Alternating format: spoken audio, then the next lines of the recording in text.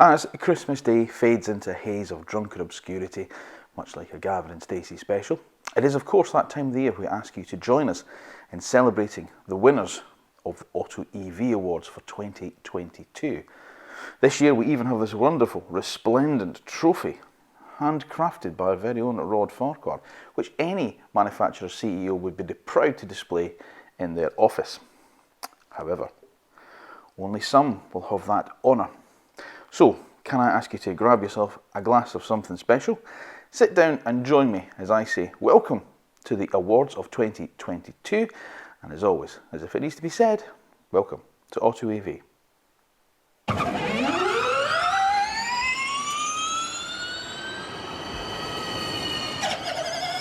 Now, before we get on to this year's winners and losers of the AutoEV Awards, it is of course that time where I ask you to make sure you are subscribed to the AutoEV channel. Then once you've done that, make sure you press the little bell button down below, because then that way you'll be notified of when our next video goes live.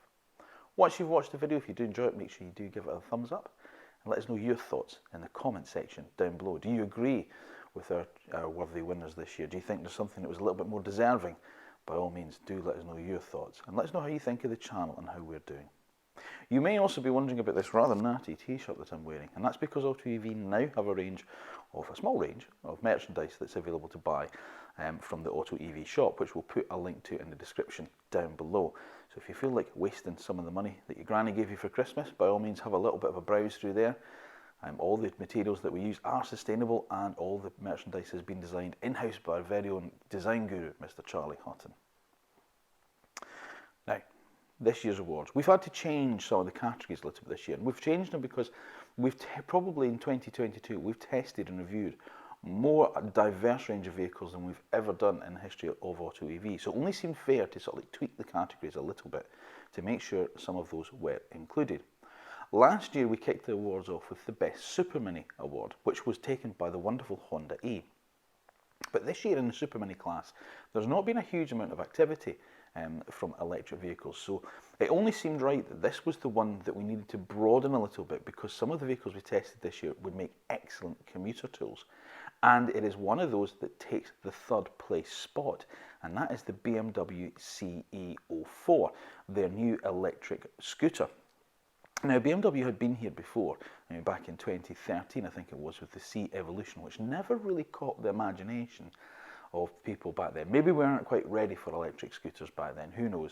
But now they've come back with this, the CE04, a massively futuristic looking thing. Now, it was tested this year by guest presenter Charlie Berman, who joined the AutoEV team, and thank you to him for all his help that he's given us this year.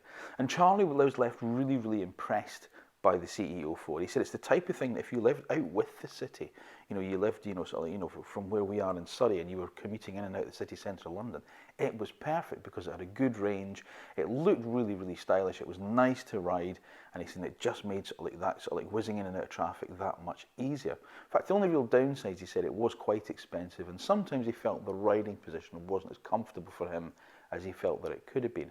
So it's a worthy third place that goes to the BMW CE04. In second place, well, it's a Fiat 500.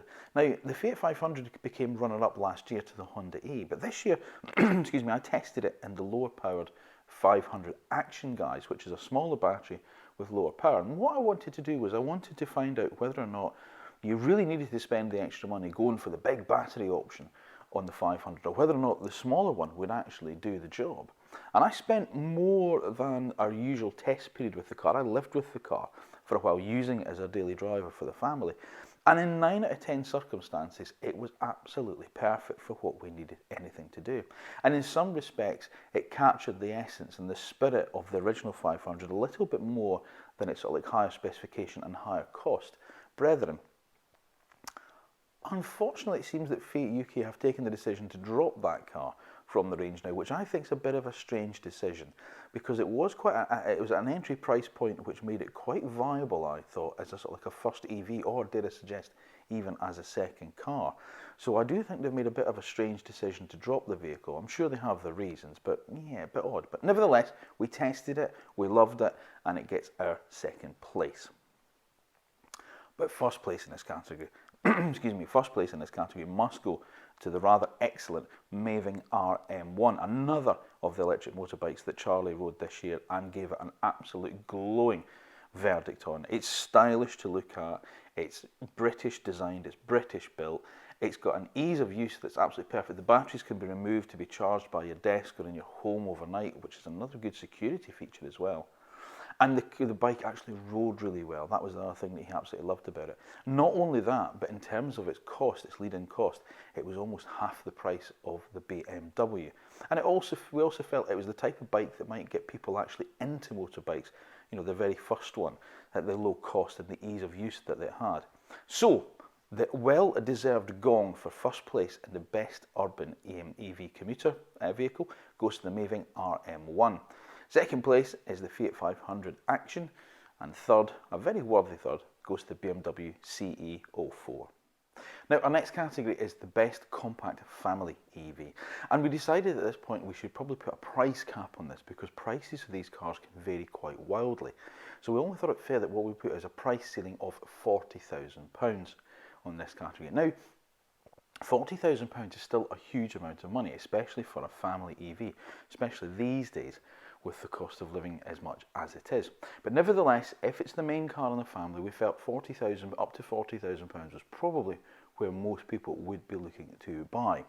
And there was no shortage of contenders at all. There was the rather excellent new MG5 Estate, fully revised to come back in this year, with a new styling, new interior, bigger battery and a slightly higher price than it had been previously before.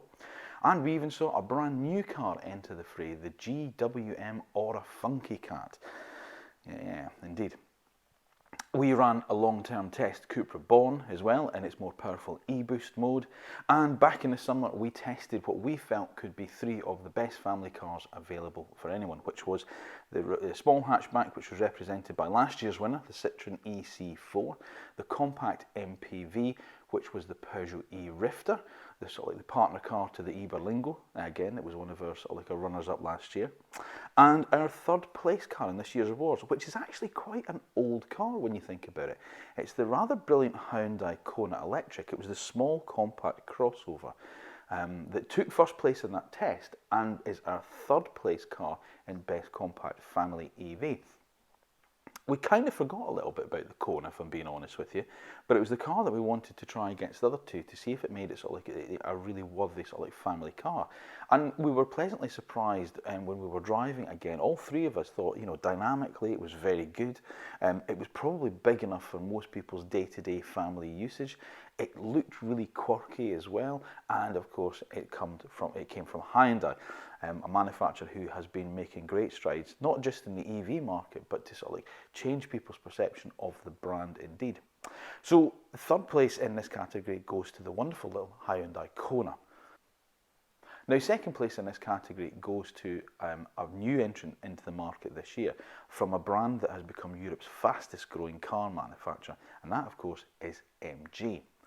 Now, the MG4 sprung onto us this year as an entrant into this five-door family hatchback form, and unlike the MG5 and the MG ZS, which are electric versions of petrol cars, the MG4 is a ground-up EV, the first from the MG brand, and it absolutely astounded us the way this car drove. In fact, it showed up the inadequacies we feel are present in the Volkswagen ID3. It's sharp to look at, it's roomy, it's well equipped, it comes with a fantastic 7-year warranty, and the price point is the absolute killer because it comes in at starting price of under £30,000. Even in top long-range trophy guys is still thousands of pounds behind Volkswagen's ID3. So it is a car that really, really made the industry stand up and take notice of them. And MG are a brand, as I say, they are a fast-growing brand, and without doubt, they're here to stay. So second place goes to the MG4. But our winner in this category is a car that when I drove it, I could not stop waxing lyrical about. Not only did it drive brilliantly, it looks fantastic, it's got good range, it's got good efficiency, it's comfortable, it's well equipped. It is, of course, the Renault Megane E-Tech. Now, yes, it is much more expensive than the MG4, but it is a car that we feel is absolutely on point. And of course, it's taken Renault a long time to get back into the EV market. after, of course, having launched it with the Zoe many, many years ago. But even so, they've taken their time and they've done it right, and I think that Megane is probably one of the best EVs that I've ever actually driven. So in the compact family EV sector, we have in third place the Hyundai Kona Electric.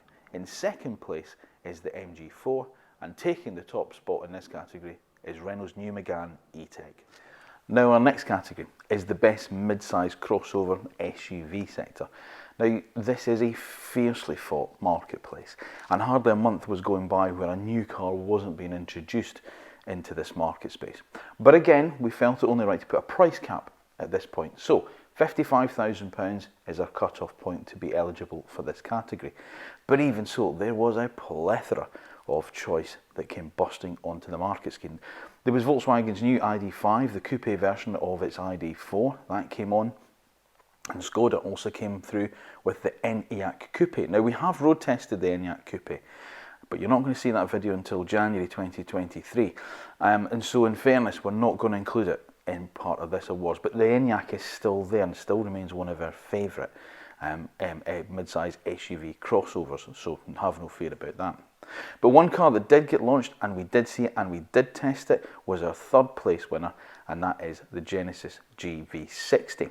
Now, of course, Genesis are Hyundai's luxury arm. It's their new brand, and they've been absolutely hard at work getting new cars to market in a very, very short space of time.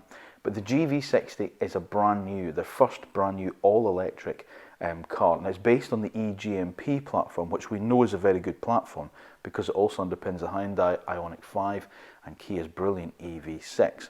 So it was a car that we knew was going to deliver in terms of its efficiency and its refinement.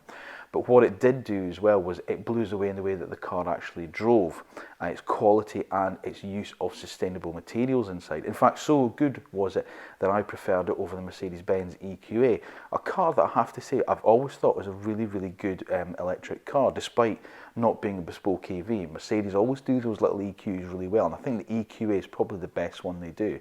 But nevertheless, it had to make way for the Genesis GV60. So it's the Genesis that takes our third spot in this category.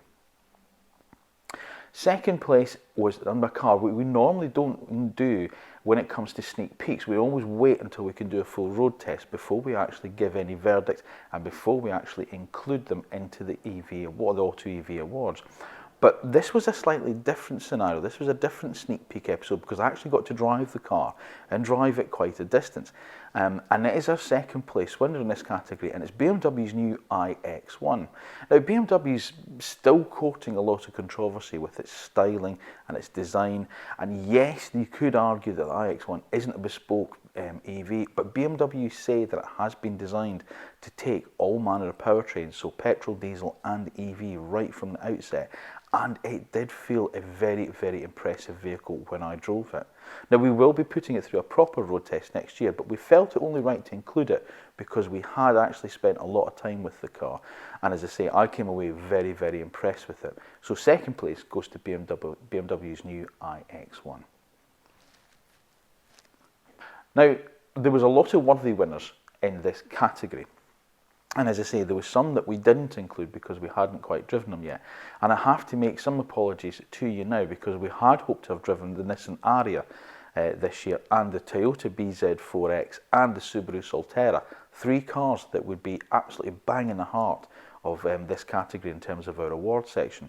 However, unfortunately, Nissan had to cancel the press car on us back in November, and Toyota and Subaru were a little bit frightened of wheels falling off their cars, so those two don't get tested until next year along with the Nissan.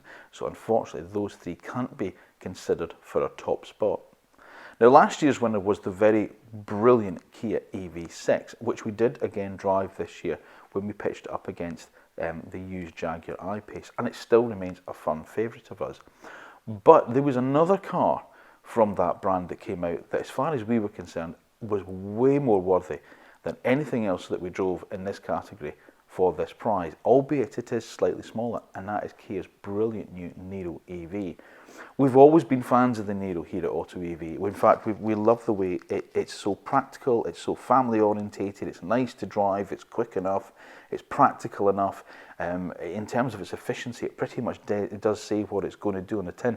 I mean, you're looking at a car that was well over a 250-mile range way back when it was launched a few years back. In fact, the only thing we said about the old Nero, e-Nero, was we just weren't really sure about the way that it looked. Well, my goodness me, did Kia surprise us with this one when they redesigned the new Nero and it came out looking the way it did. So gone are the bland looks. Now, they're not everyone's cup of tea, but there's no denying that it's very, very distinctive and it does stand out in the marketplace. So, of course, all of those qualities that were there before have all been improved, and now they've made it much better looking. And we're talking of a car that costs thousands of pounds less than some other cars in this category. So, our winner for this year's best mid-size compact family EV is the Kia Niro EV. In the second place, it is BMW's new iX1, and taking third spot, a very worthy third spot, is Genesis' new GV60. Well done all. Now, our next category is Best Saloon, and again, this is a category that sort of exploded really with new product. Last year, we had three effectively. We had the Tesla Model 3, we had just driven the BMW i4 and its M50 guys, and of course we had our old favourite, the Polestar 2. But this year, there's been an absolute glut of new product heading onto the scene. We've finally got behind the wheel of Mercedes-Benz EQS, and they have shown the EQE, a car which we're hoping to test in 2023. Genesis came along with the G80, the electrified G80, and I suppose in some respects as well, we have to include the Toyota Mirai, the fuel cell vehicle that we drove this year, because again, that is a sort of, four-door saloon car that could be worthy of a category win. The big one for 2023, however, was the one that we did the sneak peek of this year, and that, of course, is Hyundai's new Ioniq 6. So that is going to be a very fiercely contested market space as far as we're concerned in 2023. But the third place prize does go to that Genesis, the electrified G80. Now, it's not a bespoke EV platform. Now, that much is sure. And of course, there are compromises to be made with that. But Genesis as a brand has really impressed us since it came onto the market, since it came to market. Not just with the speed of the product launch, but with the quality of the products as well. They do stand comparison with a lot of those premium brands that we've mentioned before, such as BMW, Mercedes and Audi, and in some respects do better those cars in some areas. We love the way that the electrified G80 just kind of went back to being a sort of like a proper big luxury saloon car. Excuse me. And as much as I can't sit here and say an £80,000 car is a bargain, it is a lot cheaper than Mercedes are going to be charged for the EQE, probably its main rival. So from that point of view, it really was a breath of fresh air into a market space that I think needed it. And it was a return to sort of like those kind of big luxury saloons of old, with its lovely sort of like chrome and its beautiful leatherwork inside. And it was an ease of use that I liked about it. It was technical, but it wasn't too quirky on the inside. As I said, it was the type of car that I could have seen, say, somebody like my late father driving. It would have been a car that would have been any easy transition.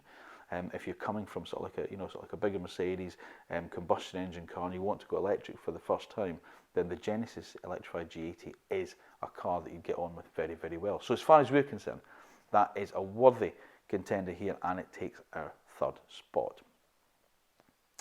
In second place is a car that I alluded to last year would probably be better off in lower powered guys.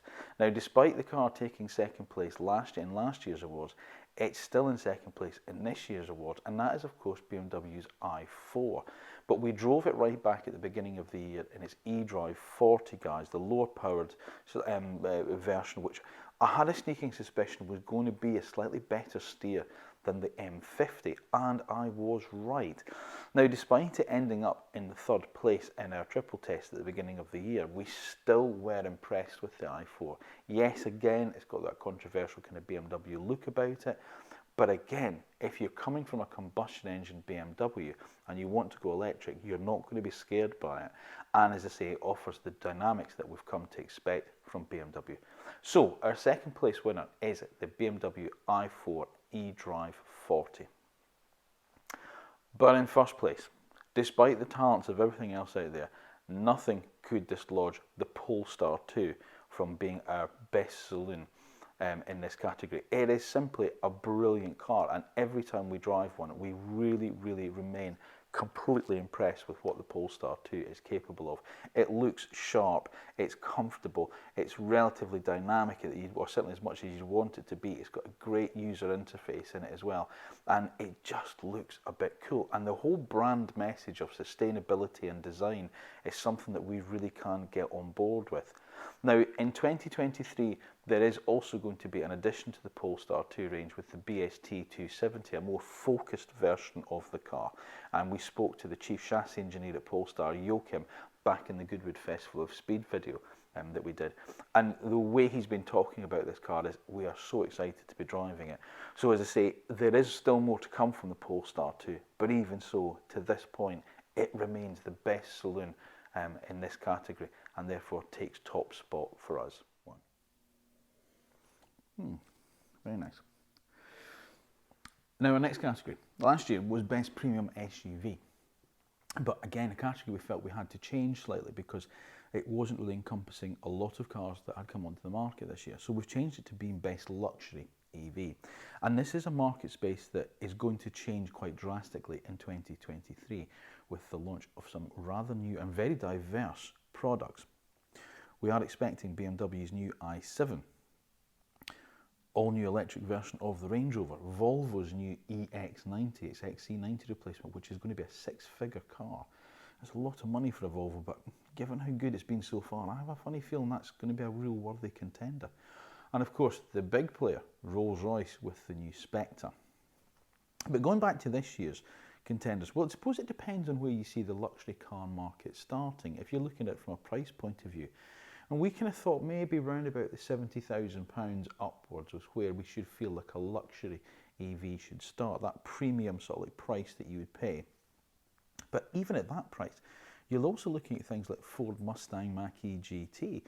Volvo with the little C40 Recharge twin that we drove is nearly that sort of price. And of course, Jaguar's still there with the I-Pace, a car that sometimes gets a little bit forgotten about, but we think it's still a really worthy contender. And certainly in terms of what's come along from sort of like Audi so far and Mercedes with the EQC, we still feel the I-Pace is a better car than those. But our third place winner is that new Genesis electrified G80 again, because it just embodied everything that we wanted in a luxury car. It was spacious, it was quiet, it was refined, it's very, very well equipped. There is some new tech on it as well, which was quite impressive. As much as I've just said, it's not too technically advanced, but things like the solar roof option that you can have on it, that's a proper sort of luxury car thing. This type of thing you would have seen in a Mercedes-Benz S-Class years ago that might have filtered down through the range. So maybe Genesis are really, really hitting for that sort of like Mercedes sort of brand image where they've got a lot of new tech which will filter down through cars depending on how good it is. But even so, we still feel that the G80 is a really worthy third place contender in this place. Now our second place winner of this sector is going to be slightly controversial, and it is the BMW iX, but in M60 guys. Now if you're a regular viewer, you'll know that a few weeks ago I took this car on probably one of the most sort of like arduous tests that we can put a car through, which was I did a near 700-mile round trip in a weekend in dreadful conditions as I drove it to see my family for Christmas up in Scotland. And it absolutely blew me away. Yes, the looks are controversial. Yes, it is woefully packaged for a 5-metre long, 2.5-ton SUV, but goodness me, did it drive well. Near 620 odd brake horsepower, a ridiculous 0 to 60 time, and just the way it drove, its breadth of abilities, just absolutely blew me away.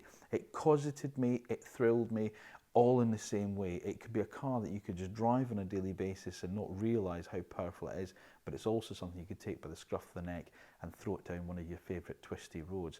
It is a genuinely surprising car. It's not enough for it to take first spot, however, in this category, but it is much worthy of its second place in this category as far as I'm concerned.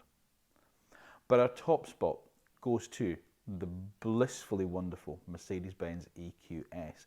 Now here is a car that is exactly what Mercedes are renowned for.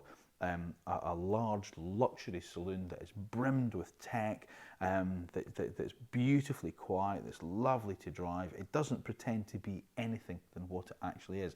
And that is a lovely big saloon car that has the ability to cover ground very, very quickly and cause it those who are inside it. It is a car that we think is going to be the new S-Class in the sense that, as I say, the tech that you see on the flagship car, the EQS, will eventually filter down. It's the car we will look at to see what's going to be on normal everyday cars in maybe 10 or 15 years' time. And as far as we are concerned, it is very much the worthiest winner of the new Best Luxury EV for 2022. Now, our next category is, of course, one of my favourites, which is the money no object category. So this is no constraints at all. This is the category for that includes cars that we just didn't want to hand the keys back to. When we get a test car here and we drive it, there are some you go, yeah, that's nice, and you're quite, the car goes back and you don't really remember too much about it. But there are others that really just get under your skin that you just want to just keep on driving. It's the type of cars you want to get up early on a Sunday morning to and just take for a blast somewhere. So these are those cars. There's no constraints. It could be anything. And they are as diverse this year as you could expect. And we drove some real quirky things within our electric icon series. There's things like the Everati 911, the Citroen 2C EV, new cars such as the Volkswagen ID Buzz that just made us really, really, really smile. But in third place was a car that carries a little bit of a sad story to it as far as I'm concerned. But it's a really sort of worthy third place contender here, and that is the Chesil Speedster Electric. Now, Chesil was a company that was bought by Westfield Sports Cars, and they were well renowned for making one of the best Porsche 356 homages to. And Westfield bought the company and decided that they were going to make an electric version of it. And they went right back to the drawing board. So they didn't use an old Beetle chassis. It was a bespoke chassis. It was bespoke running gear that they put into it with electric. And when I drove it, it absolutely blew me away of how well engineered and how good the car actually was. Topped on the fact that it was the coolest looking thing that you could ever wish to be driving around in. It makes it a real worthy third place winner here. The reason why there's some sadness tinged to this is because, unfortunately, Westfield this year also went into administration. And having known sort of like, the guys and girls up there for a long time, I hope that they get rescued out very, very soon. The future is looking a little bit brighter. It looks like there is a rescue package coming on board for them. So fingers crossed, and it's not the last that we see of the Westfield sports car brand, and of course the brilliant Chesil Speedster A. In second place, it's that controversial BMW iX M60. I genuinely came back from driving that car and wouldn't shut up about it to the guys back at the office. It was a brilliant car to drive. It's just a shame that it looks the way that it does and it costs the amount of money that it does. But irrespective of that, it is quite an impressive car, and I think it is the M60 that is the pick of the iX range. But our winner, and we make I'm not ashamed to say that our winner in this category is yet again the Porsche Taycan, because it is yet again we drove a version of the Taycan this year that absolutely blew me away, and that of course was the GTS Sport Turismo. It's a car that's breadth of abilities is just, it's insurmountable how good this car actually is. And if this is the future of Porsche is going all electric, and if this is how good that Porsche electric cars are now, then by the time they get round to replacing the 718 Boxster and Cayman and the Macan SUV with an electric car, then I've got nothing to worry about and nothing to fear that the brand is being diluted by going all electric. Trust me when I say this, the Taycan GTS is an incredible vehicle to drive. And of course, it takes the top spot in our money no object category. So well done, Porsche. And now we get to our controversial category, the most disappointing EV of this year. Now, it was very controversial last year because the wooden spoon went to the Tesla Model Y. And boy, did we hear the wrath of that one from you Tesla owners out there. Now, never mind. This year, thankfully, there haven't been too many disappointments, but of course there are still some. And one of those was the Toyota Mirai, which comes in third place here. Now, I'm possibly being a little bit harsh on the Mirai in some respects because its main sort of like drawback isn't really the car's fault, it's the infrastructure's fault. There's just no charging infrastructure in terms of hydrogen refueling stations in the UK. So therefore, it may be a little bit harsh to judge a car on that. But even so, if we take that out of the equation, there were elements of the Mirai that we felt were just a little bit, well, not great, to be honest with you. Rear seat accommodation was ridiculous on it, even for a shorty like me, and boot space was woefully inadequate. It's not the most dynamic car to drive either, which was again a little bit disappointing. But it's a bit unfair maybe to sort of like give it the top spot, because I say it is very brave of Toyota to produce the car and to bring it into the UK as well. But nevertheless, there was some disappointments with it, so it's in third place here. In second place is a car that we really had high hopes for, and that is the Aura Funky Car. Now, when we saw the car just over a year ago in our Sneak Peeks episode, we were quite taken with the way that it looked. There seemed to be a good a level of build quality in the car for a new brand that no one had really ever heard of before. It was well equipped, and it was looking like it was going to be well priced at possibly around about the £25,000 bracket. An ID size car at super mini money. However, it's not that price point. It's come straight into the middle price point of where there is some very big talent out there. In fact, it's over £30,000, but it has a sub 200 mile range. It has a tiny boot for what's professing to be a 5-door family car. It doesn't have things like standard Apple CarPlay and Android Auto. They're saying it's coming in an update, which I feel is just a little bit odd in this day and age. And its charging speed is way down on its nearest rivals. So again, it's getting you on the move. Where you have to take into these considerations, and that just, it's not really good enough as far as we're concerned. Certainly not with a car that has a sub 200 mile range in this category. It was made even more glaringly obvious how sort of like average the car was by the introduction of the MG4, a car which really does show the way to that little Aura Funky Car, how good you can be and how good you have to be a winner in this category. So second place goes to the Aura Funky Car. But first place goes to a vehicle that I am happy to sit here and say that in over 32 years of driving, and of all the thousands of vehicles that I have driven in that time, was possibly one of the worst that I have ever come across.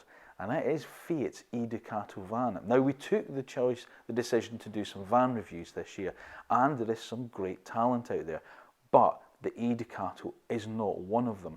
Woefully built. Woefully and massively overpriced for what it's capable of. Yes, it's a workhorse, but even so, van drivers deserve something better than this. It was something that I genuinely just couldn't wait to give the keys back to. So yes, our most disappointing vehicle of this year is a van. Now, it's fair to say, given Fiat's maybe not the main protagonist here, because it is a technical partner van from Stellantis Group. So we could have said it about the Vauxhall E Movano, Citroen's Relay, and Peugeot's E-Boxer.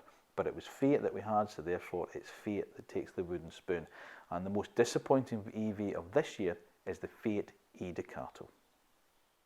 And now it's time for a new category. It's the AutoEV Innovation Award. Now, this award can go to a singular product or a company or a person that we feel just sort of meets the brief that they set out to do and do it really well. And I'm pleased to say that the first winner of the AutoEV Innovation Award is the Citroen Olli concept car. Now, Citroen as a brand are really back as far as we're concerned. We love old Citroens here at AutoEV. And there was a time where maybe they weren't quite as desirable a brand as they used to be. Well, not anymore. They are giving us fantastic products. And what they set out to do with the Olli was to see how much they could drive the price down of electric cars, which is an area of sort of like a big discussion with people about how much EVs actually cost. And Citroen's idea was, if we can make it cheaper to build, then therefore we can make it cheaper to buy, and we have to applaud them for that. This isn't some 2.5 ton all-electric SUV, but it's a small, light, sort of like family car that's made from recycled materials. Some of it's actually made from cardboard, believe it or not, with a massive, big sustainability message, and we applaud Citroen for that. And I think it's a brilliant little car. If this is how the future of Citroen electric vehicles look, then we are absolutely on board with it. So, well done from all of us here at AutoEV. The winner of the Innovation Award of 2022 is the Citroen Olli concept car. Well, we're getting close to the end now, folks, and we're starting off with our penultimate category, which again is another new award for this year, and it's the AutoEV Viewer's Choice. So we polled a lot of you through social media channels that you're all following us through, and we gave you a sort of like a range of cars that we had tested this year, and we asked for you to vote for your favourite. There were things such as the Porsche Taycan, the Cupra Born, the Aura Funky Cat, the Kia Niro EV. So there was a real diverse range of cars that we saw this year, and we asked you to vote on your favourite and for you to nominate what you felt was the best car this year.